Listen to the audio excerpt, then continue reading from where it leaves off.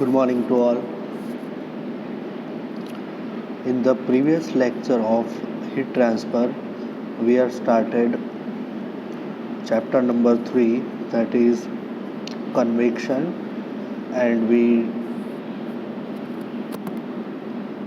discuss the basic introduction part.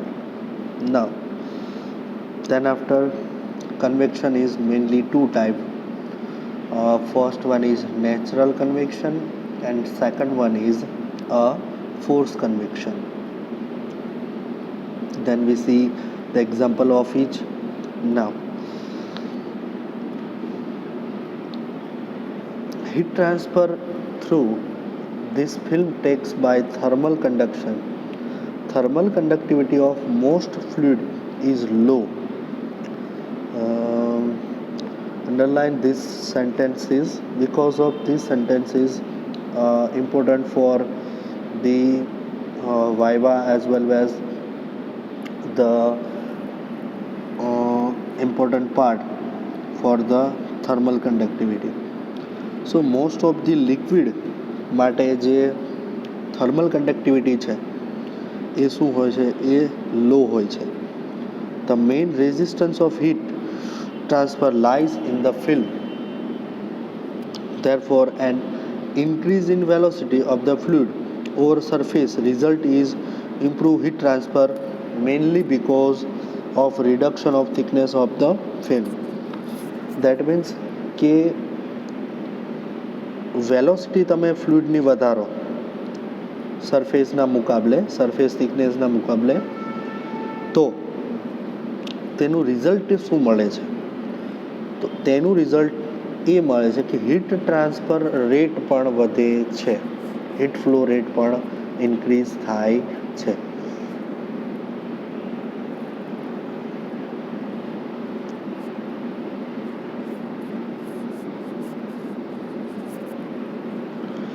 If the resistance of heat transfer is considered as lying within a film covering the surface, the rate of heat transfer Q is given as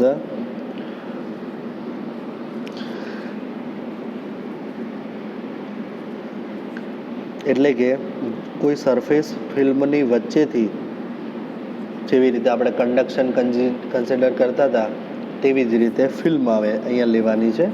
તો જ્યારે resistance offer થતું હોય અને તેમાંથી heat transfer થતું હોય considering is lying within the film, ફિલ્મની વચ્ચેથી લાઇંગ થતું હોય એટલે કે બે વચ્ચે સીમિત હોય, બરાબર, બે લેયરની વચ્ચે સીમિત હોય ત્યારે તેમાં થતું હીટ ફ્લો એટલે કે heat transfer Q is given by this equation. Q is equal to Ka delta T upon X.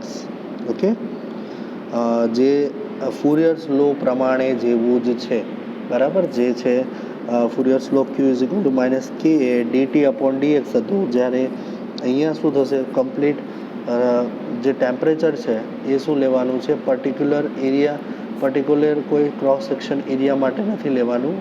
Temperature is considering for whole area and x is the distance or it will be the thickness. Okay, x is the thickness. So effective thickness x is not generally known as, therefore this equation is usually rewritten in this form. એટલે કે જો thickness હોય એ thickness જ્યારે effective ના હોય, that means effective ના હોય એટલે કે જ્યારે હીટ ફ્લો થતો હોય ત્યારે જે ફ્લુઇડ છે, બરાબર, તો એની કમ્પેરિઝનમાં તેની થિકનેસ જે ફિલ્મની છે એ થિકનેસ કેવી હોય, ખૂબ જ ઓછી હોય. તો એવી કન્ડિશનમાં શું કરી શકાય છે, તેને નેગ્લેક્ટ કરી શકાય છે, એટલે કન્સિડર ઝીરો કરી લઈએ છીએ, બરાબર.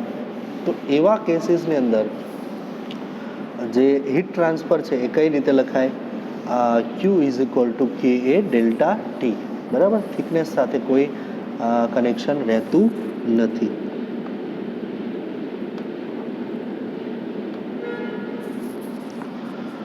This is the basic equation for rate of heat transfer by convection under the steady state condition. Okay, તો આ જે ઇક્વેશન છે એને તમારે યાદ રાખવાનું છે.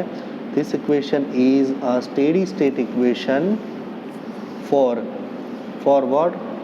When the heat transfer is achieving by the method of convection.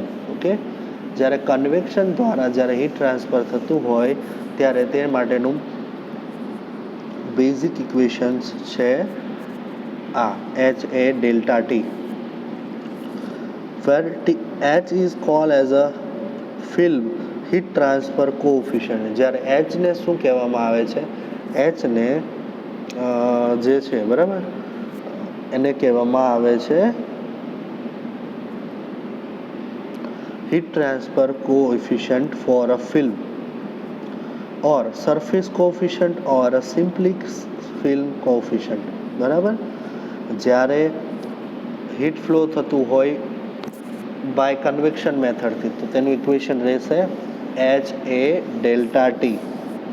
તેમાં એચ એ જે છે એ હીટ ટ્રાન્સફર કોફિશન્ટ અથવા કોફિશન્ટ ઓફ સરફેસ અથવા તો simply film coefficient.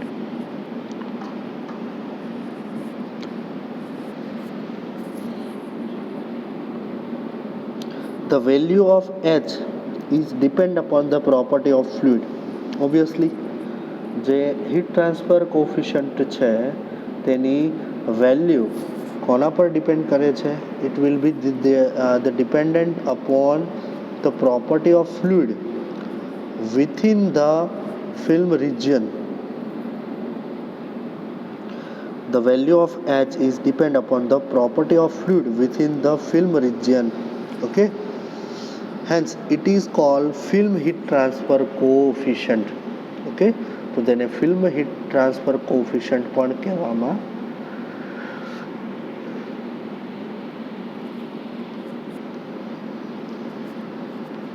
It is depend upon the various property of fluid, linear dimension, surface area of fluid velocity, that means nature of flow.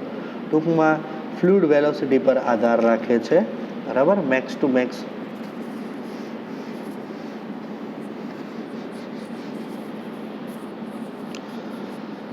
Numerically, heat transfer coefficient H is the, હવે એને કઈ રીતે define કરી શકાય? Heat transfer coefficient, it is mainly defined the quantity of heat transfer in unit through in a unit time through a unit area at a temperature difference of 1 degree between the surface and surrounding. Heat ટ્રાન્સફરનો જે main characteristic છે તો એ શું છે? માની લો કે આ છે, this will be the surface and this will be the surrounding.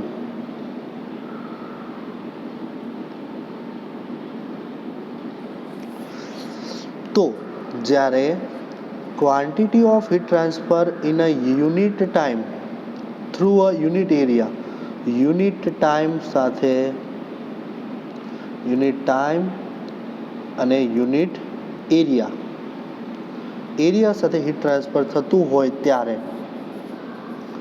Temperature difference of 1 degree between surface and surrounding, surface અને સરાઉન્ડિંગ વચ્ચેનું ડિફરન્સ કેટલું હોવું જોઈએ? 1 ડિગ્રી સેલ્સિયસ જેટલું હોવું જોઈએ. તો તેને કહેવામાં તો તે હીટ ટ્રાન્સફર કોફિશન્ટ તરીકે ગણાય છે. માની લો કે સરફેસનું ટેમ્પરેચર છે એ છે 35 ડિગ્રી સેલ્સિયસ અને સરાઉન્ડિંગનું ટેમ્પરેચર મિનિમમ કીધું છે, માની લો કે 34 ડિગ્રી સેલ્સિયસ. બરાબર, તો હીટ ફ્લો થતું હશે ક્યાંથી ક્યાં? વધારેથી ઓછા તરફ. બરાબર, તો once again I repeat, heat transfer is the quantity of heat transferred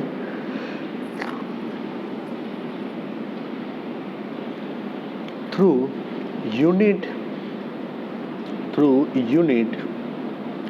time through area time through a unit area at a temperature difference of 1 degree between surface and surrounding. H જેવી રીતે thermal conductivity હતી એવી રીતે heat transfer coefficient હોય. તો heat transfer કોએફિશિયન્ટનો unit શું છે? Vote પર મીટર સ્ક્વેર ઇન્ટુ કેલ્વિન, બરાબર, કારણ કે એરિયા આવે છે. ત્યાં પણ એરિયા આવતો હતો બટ ડિવાઈડમાં ડિસ્ટન્સ હતું એટલે ત્યાં એરિયાની જગ્યા પર ખાલી મીટર આવતું હતું, બરાબર. સો અહીંયા યુનિટ શું થશે? હીટ ટ્રાન્સફર કોએફિશિયન્ટનો હીટ છે તો હીટ શેમાં કન્સિડર કરવામાં આવે? વોટ, બરાબર. હીટ ટ્રાન્સફર પર યુનિટ ટાઈમ, ટાઈમ એરિયા એટલે કે મીટર સ્ક્વેર અને ટેમ્પરેચર એટલે કે કે વોટ પર મીટર સ્ક્વેર ઇન્ટુ કેલ્વિન જે છે એચનો યુનિટ. જ્યારે થર્મલ કન્ડક્ટિવિટીનો યુનિટ શું હતો? K is equal to watt પર મીટર ઇન્ટુ કેલ્વિન. જ્યારે અહીંયા શું આવશે? Metre square upon kelvin. In SI system, so in terms of 1 upon H is called as a thermal resistance. જ્યારે આનાથી ઉલટું હોય, 1 upon H હોય, H ની જગ્યા પર શું હોય? 1 upon H. It is called thermal resistance. Because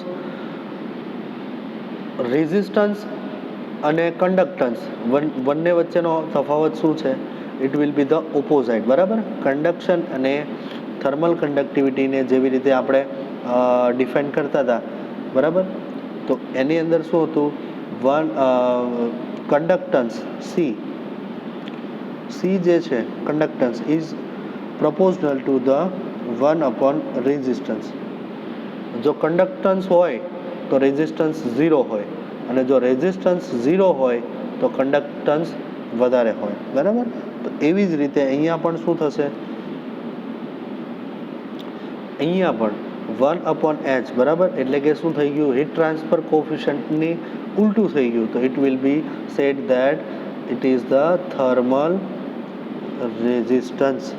okay. The process of transfer of heat from a hot fluid to cold fluid through a metal wall is very common in the chemical and process industry. માની લો કે આ metal wall છે, બરાબર, મેટલની દિવાલ છે અને એના અંદરથી હીટ ફ્લો થતું હોય, બરાબર. કોલ્ડ ફ્લુઇડ એટલે કે ફ્લુઇડ ટ્રાન્સફર ક્યાંથી થશે? હોટ સરફેસ, બરાબર, અને આ છે કોલ્ડ સરફેસ. તો ઓબ્વિયસલી વધારેથી હીટ ક્યાં તરફ જશે? ઓછા તરફ. તો આવું મોસ્ટ ઓફ કેમિકલ ઇન્ડસ્ટ્રીની અંદર થતું હોય છે.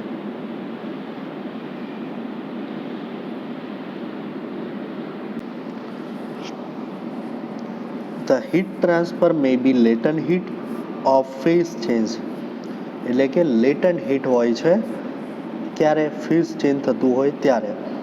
જેમ કે condensation, વેપરાઇઝેશન or may be sensible heat.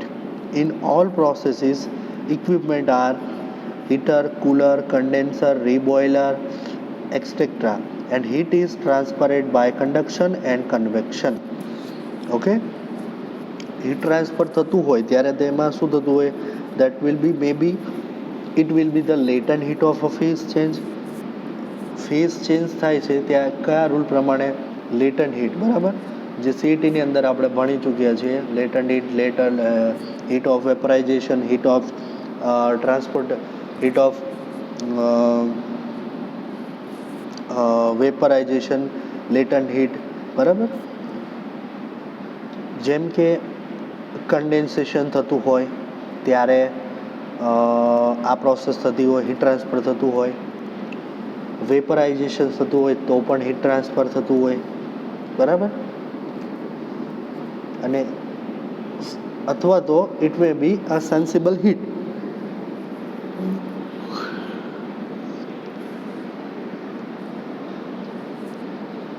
It may be a sensible heat. So, in all process equipment, બધા જ પ્રોસેસ ઇક્વિપમેન્ટની અંદર હીટર મતલબ હીટ ટ્રાન્સફર થતું હોય એવા ઇક્વિપમેન્ટ કયા કયા હોઈ શકે? હીટર છે, કુલર છે, કન્ડેન્સર છે, રીબોઇલર છે, બરાબર. સો in this equipment heat transfer is occurring mainly conduction and convection part. Okay. So the next theorem of the convection is heat individual and overall heat transfer coefficient. Okay. So temperature gradient in the forced convection આપણે પછી next લેક્ચરમાં જોઈશું.